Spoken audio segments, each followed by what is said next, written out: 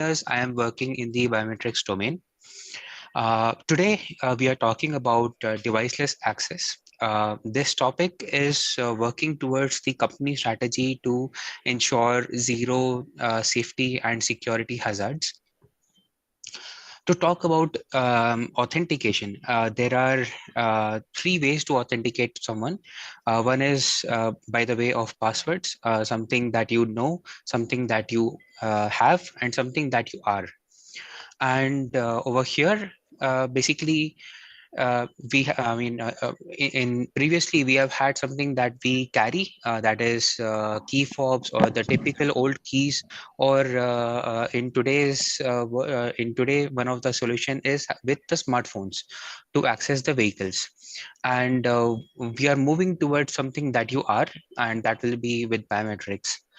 The problem here is basically that as far as you have to have something with you to unlock to access the vehicle, there were stolen or lost keys. The replacement costs for these were high, and in case you forget this, then you can't access the vehicle.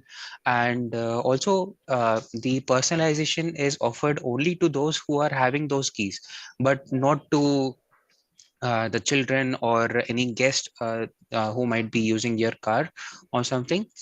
And in that respect, over here, when we move towards biometrics, it offers us to allow offer much more better convenience and much more higher user experience. And whoever is the identity, whichever is the identity, we can offer personalization for that as well.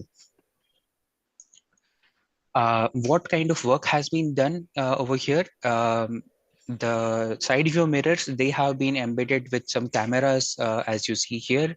And that was augmented with a few other biometric sensors inside the car to offer, a secure engine start as well. A few years back, we also worked on a B pillar integrated system. B pillar is the pillar between the two doors of the car, and this also would be kind of a seamless thing, but you still need to, and it is limited only to one door where the driver will be coming. And what new we have come up with, the innovation here is that we with the advent of new technologies and more sensors to the car, we are trying to reuse these. You might have seen the surround view 360-degree view of the cars, and we are trying to use the same cameras over here for the biometric authentication. How does this work? Well, first of all, the users are enrolled onto this. It can be done via a smartphone application of the car supplier manufacturer. And over a period of time, the enrollment template can be improved with capture of different faces, etc. And once the enrollment is done, and as you are approaching the car, from a distance, the wireless sensors sense an intuition to come towards the car, an intention, and with that we turn on the cameras. So since we are using the wireless sensors like radar or ultra wide band, etc., we are saving power at that time and only turning on the camera once the subject is within 5-meter range of the car, so that the face authentication can work. Once the face authentication is done, after that the person is inside the car, and inside the car we have one more level of face recognition, which is having a dedicated anti-spoofing mechanism, and which uses 3D dot projecting technology to put these points on the face and detects real skin texture. And once the person is leaving the car, that departure is also detected, and the car locks itself automatically. I'll move to the next one. And so basically here we see that as we move, with the advance in technology, we will be having more and more sensors on the cars. And the motive here is to reuse as many sensors as possible, and make this particular solution a software enabled thing, which then becomes very versatile, and also a very scalable one. So here, basically, to anticipate, to get the to recognize how far is the person, and to wake up the car, we use the radar systems. And for recognizing the person via camera, we have the 360-degree camera. So we have one, two, three, and four cameras over here. These are all fisheye lens cameras. So uh, there is usually a distortion, etc., that we have to deal with. That is also one of the core innovations that we have done here. Some of the other sensors are for inside the car, where we sense the presence of a child left behind or something like that. Moving to the next slide, um, since we are reusing the existing sensors over here, typically the camera used for assisting the parking, it looks typically much more downwards, and that was resulting in the face being not detected when the subject is near to the car. So the light brown color that you see in this area was the earlier configuration, but through testing and analysis, we modified this angle a little bit so that we are getting more face detections now. And this is how we kind of tested and then made it work. On this side, you will see that how much the face detection kind of improved. It was improved a little bit, but the larger improvement was seen in the face recognition. And the dark brown, the DLA mark over here, that is deviceless access. You can see clearly that the amount of face recognitions increased from 1 to 3 meters. And this is easily the range that if we are authenticating you within this distance, by the time you reach by walking and reach the door handle, you will be authenticated and the door also can unlock. Over here, you can see how well the algorithm is performing in occluded situations, in motion situations, and partial face, or profile face, and also such darker conditions. So, and this is also, everything is happening on a fisheye lens. So that already is a difficult problem to solve. Typically, in the biometrics industry, most of the cameras are the normal cameras. They don't have the solutions are not oriented with respect to fisheye lenses. And over here, you will see this is a demonstration video. So basically here, these curved lines, these are marking the distances. So 50, here is 1 meter, 2 meter, 3, 4, 5 meters. And then the straight white lines are different angles at which one can approach. And this also was one of the key to our accuracy analysis, which angles perform well, which do not, and where we are getting distortion, etc.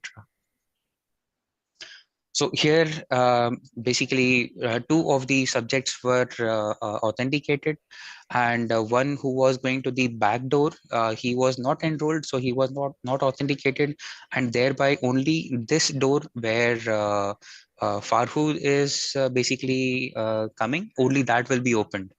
And whereas Mile, with this person, he was just passing by, and that will be although authenticated, but since that gesture, his motion continued towards the other side. Shashank, the time is up. All The right. time is up for the presentation. Let's start with Q&A. Okay. Let's explore if the viewer has any question. Professor Arthur, do you have the first question? Yes, I wanted to know what is the additional, let's say, financial effort for implementing this solution. As I understand, you are using cameras Yeah. and sensors which are used for the parking system, but I would just understand the additional effort for equipping a vehicle with such a system. The additional effort basically is only the development cost. As far as the car has these basic set of sensors, this is a very easily adaptable software solution. In the future, when we are moving towards software-defined vehicles, this is one of the features that can easily go onto it.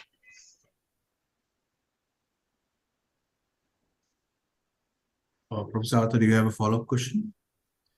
Um, yes, well, especially in Europe, there are a lot of concerns about data privacy issues, etc. I can imagine that it could create some kind of, let's say, legal considerations when you have such cars in Europe and they are constantly monitoring the environment and even recording or detecting faces of other people passing by. How do you tackle these issues and even think in connection with IT security issues? Then somebody's hacking the car and is recording this information. Yeah. So, with respect to the legalities, we are actively looking into that, but we have also actively discussed with the current biometric suppliers or solution suppliers as well, and they also said that these kind of things can be mitigated, and GDPR also keeps evolving their guidelines, etc.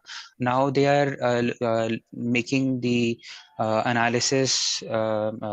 analysis of the occupants also kind of mandatory, that you evaluate the health conditions or via emotions and etc. So this is also one of the thing that might come in some time, and we are also in co-innovation with one of the European OEMs. They liked our solution, and hence we have been co-working with them. So we have kind of a team which is looking after that. With respect to cybersecurity, it is first important that they are able to break into the system to establish some kind of connect. And for this, we are tapping into collaborating with Thales and Argus. So and also use bringing into consideration the data privacy, data governance, these principles as well. As well as any bit of responsible AI that we can do here. So with these, we aim that these things will be taken care of. Our own cybersecurity team is also there, and with discussions with them, it has been made clear that it is basically very difficult to break into the vehicle's own internal network, and only image, if it is being bypassed through the internal network, then it will be possible to make a deepfake attack. Otherwise, as far as some kind of spoofing from the camera, from the outside camera is concerned, that will be difficult, first of all, because you know a spoof will look very different in real life, and it will look very different from a fisheye lens as well. And since the the entire human body is visible to us from from at least 2 meters or something, so we are not dependent on only face recognition or only face anti-spoofing to establish that this is a genuine person. We can look at the body posture, we can look at the intention of the person coming towards it. We can see if someone is trying to tailgate, or having some other kind of object as well. Even if someone is trying to spoof by using video on a phone or on a laptop or on a tablet, then we could still detect this particular object via simply object detection, and then classify that. Um, the size of the face also on a tablet will be smaller comparatively to the real face available. So these are some very simple techniques, with AI and with the traditional computer vision also, that Shashank, we are using right now. And Shashank, you yeah, set the sorry. context. You set the context for Professor Yeah, yeah. Arthur and Lee. You have more questions from other jurors as well. Since you set the Yeah. context, would request you to be precise with your answer. That would save time. All right. Yeah. Sure. Professor Arthur, can you move towards the next juror? Sorry, I didn't quite get the last. But for me, I don't have any question for the next juror. Can we Maybe move forward with the next juror you are doing. question? Okay. Yeah. Professor Julie, your Yeah, question. yeah, sure, yes, yes. Um, how would your solution handle extreme weather or low lighting? If it's the majority of the framework is based on computer recognition, face recognition. How do you do that in low Yeah. light? I already showed a few images with the low light. So recognition is happening already pretty good with that. And we are also at the same time fine-tuning the system. As far as the data acquisition is concerned, Continental produces cameras which have their own heating system. So if there is a lot of snow or something, then because of that heating system, that snow can melt. That's concerning the face recognition part. But otherwise we are also working on fallback system, wherein basically you could show some kind of QR code or maybe RFID kind of thing, which is basically a fallback system, so that someone is not logged out of vehicle when there's really a necessity to access Okay. the vehicle. And yeah. Okay. And very briefly, I saw on your slides that you have 3 patents filed. Yeah. Can you just elaborate on what the 3 patents are for? Yes. One is regarding the wireless sensors that we are using, and how it detects the intention of a person coming towards the car and potentially accessing it. It will also be able to differentiate whether a person is just passing by, like for example, your car is parked in the garage, but you are not using it and you are just passing by towards the road. So it detects this kind of intention. That is patent number one. The second one is to protect the person in conditions of dangerous situations, like I mentioned, tailgating, or someone holding a gun behind you or whatever. So it could be like basically this simple SOS signal that you do in front of the car in whatever orientation, so that we understand what is happening here and immediately send an emergency response or immediately emergency signal to the police about this. And the third one is to use these surround view cameras and how to de-distort them, basically correct the distortion and use that for face identification or recognition. Thank you. And Thank you very yeah, much. there are two more that we have filed, which is Shashank, for we have one more anti-spoofing. juror. Yes, One yes, more juror sure. question. Professor Arnab, your question, sir. Right. So my question is, how much will all this add up to the extra cost of a car? Finally going to be in a car, right? Um, the major cost actually comes from the sensors, and that is like these cameras and the wireless sensors, etc., and also the HPC. In future, the HPC is supposed to have good enough, compute power automatically, that it will be able to have these, softwares. And Currently, we don't have a pricing as such because it is still an innovation product. But yeah, it is not supposed to be massive one because it is about convenience and security. And what about locking in? So if somebody got locked in due to a car impact and all the sensors are broken or the doors are damaged from inside the car, then so is the fallback system ready or you have to get it ready?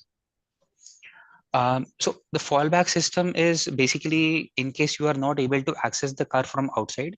No, But but what about I'm let's asking from say, inside. So yeah, suppose you have got locked out due to the sensors are damaged, there was a car hit from outside and you have to get out from the other car or break the window and open and all of this inside. yeah. So what Um, yeah, in that case, I mean, obviously you can break the windows or something, but what we can do from the computer vision perspective is that we have a camera on the inside also, which basically detects where a person is seated and how is seated. So accordingly, we could also just directly connect with emergency services that the car is placed so and so in this location, and please someone take care of it.